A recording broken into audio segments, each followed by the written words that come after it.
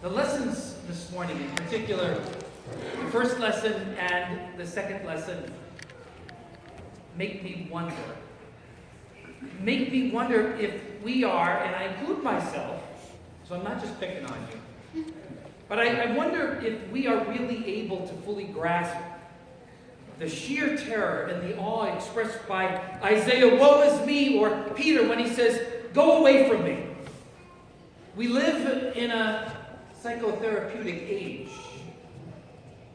And I think the tendency is to hear these guys this morning and to think that when all is said and done, they just have some unresolved issues related to self-esteem, right? So if I were there, I would help them as I try to help all people. So this is what I would do. I would say, now Peter, come over here. I want you to look in the mirror, and I want you to say this 5 times in the morning, in the afternoon, and at night. I want you to look in the mirror. That's right. I want you to put your hands on your chest, and I want you to say this. Every day in every way, I'm getting better and better and better. Now, Isaiah, I want you to come over here. I want you to say this 5 times a day. Look in the mirror, put your hands on your chest, and I want you to say this. I'm a really nice guy, and darn it, people like me. I want you to say that. That's what I want you to do. Actually, that's all nonsense, of course. I love how Peterson translates self-help ain't no help. As I said before, and again, I think this is true for many of you, and I think it's true for me. It is. I'm skeptical at times of our ability to really grasp the import of all of these cries of fear and inadequacy. And the question simply is why? Because I don't think people really fear God much anymore. We don't fear God. We know fear in the world. We certainly know that. We sometimes are reminded of the possibility of an asteroid strike sending us following the T-Rex into oblivion and extinction. I like how when there's always a close pass, they always tell us after the fact. Oh, by the way, we were sweating that one out. Well, thanks for not telling us. We really appreciate that. Of course, this isn't a joke, but the real threat at any moment of a terrorist attack, the threat of, in the day in which we live, of tempers flaring and someone pushing a button, and next thing you know, the apocalypse becomes a reality. Of course, we've been reminded by some folk that the world will end in 12 years. I'm not too confident about that one. In fact, I would encourage you not to run out and get really big low-interest loans and run up your credit cards in the hope that it'll all be over in 12 years. You might end up having to see a bankruptcy attorney. And you don't want to do that, trust me. Trust me. Most of us, however, have carved God down, I think, to manageable proportions. We have domesticated the God who created the universe, who formed the stars, who set the stars burning at millions and millions of degrees, sent them out into the oblivion of that cold dark of space, held in place by the power of unimaginable forces. We have tamed the God who brought the Red Sea down on the heads of the Egyptians. Who's afraid of God? Well, not me. God's my buddy. God's my ace in the hole. God is that fire extinguisher I use when my life is on fire. God is my business partner. God is the means to the end that I choose. Not him, me. There was a great theologian, mid-century, 20th century, Reinhold Niebuhr, who used to say, God created humanity in his image, and ever since humanity has been trying to return the favor. How true that is. Now contrast our limited view and our limited respect for God with the man who stood on the floor of the Grand Canyon. And if you've ever been in the Grand Canyon, then you know exactly what he said. You definitely said you would not want to mess with whoever made this. Recall Moses when confronted by God. Called by God, he buried his face in his hands and shook like a tree in the wind. The people begged Jesus to leave their town and to go away and to never come back when he broke the shackles off a man at the expense of 2,000 pigs. Like standing at the base of the Empire State Building, an experience of the real God as opposed to some watered-down parody, gives us a true sense of our own proportions. It is to be brought face to face with our own smallness and ultimately our weakness. I've shared stories before about my father, United States, member of the United States Navy, the only sailor who failed the swimming test every single time. In fact, I don't know if I ever told you this, at boot camp you switch dog tags with somebody. Dan, that's probably not a good thing to do, is it? No. It's not a good thing, but my father did it. I didn't do it, he did it. And so he had his friend take the swimming test, and his friend passed with flying colors. They switched dog tag back. Time for liberty, they're leaving, they go, "Hey George, where are you going? You got to take the swimming test." So, and then you get to spend some time in the break. There you go, all right. But you know, the truth is, if you're making your way through 50-foot waves, you could be Mark Spitz. You could be Michael Phelps. I don't think it's going to help you. You'll just be the last person to drown. That's what it'll do. To meet the real God, not the God of, as I was kind of making fun of last week, the God of syrupy sweet, this amorphous force, because I'm spiritual, whatever that means. To meet the real God of Abraham and Isaac and Jacob is to cry like Isaiah, "Woe is me." It is to be humbled. It is to be brought to your knees. And if life at this point has not brought you to your knees, it will eventually.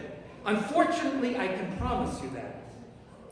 Brought to your knees like Peter this morning when suddenly he realizes the overwhelming disparity between the power and the purity of God's reign in Jesus and his own compromised life. Who is afraid of God? Well, the lessons today say we should be. And I think in light of that, I think two questions are unavoidable.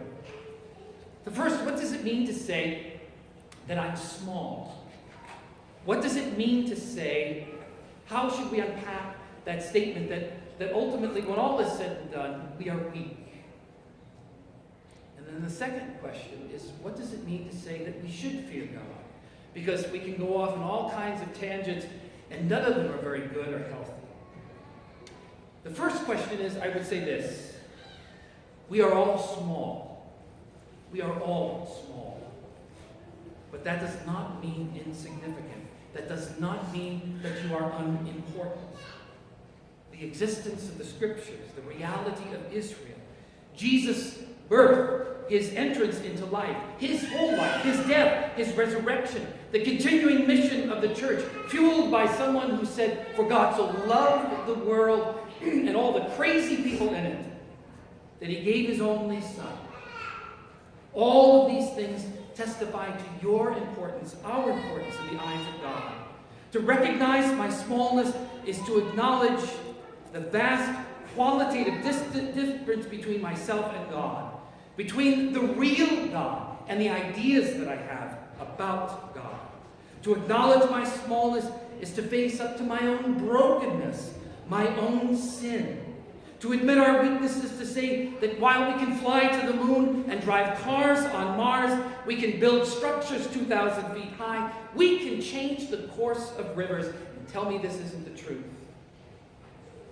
The morning headlines remind us we're not very good at changing ourselves, are we? Every now and then it strikes me, I open up a box that was packed long ago, and just like you, we stuffed it with old papers, and you unravel the paper, and you take a good look, and you look at the headlines.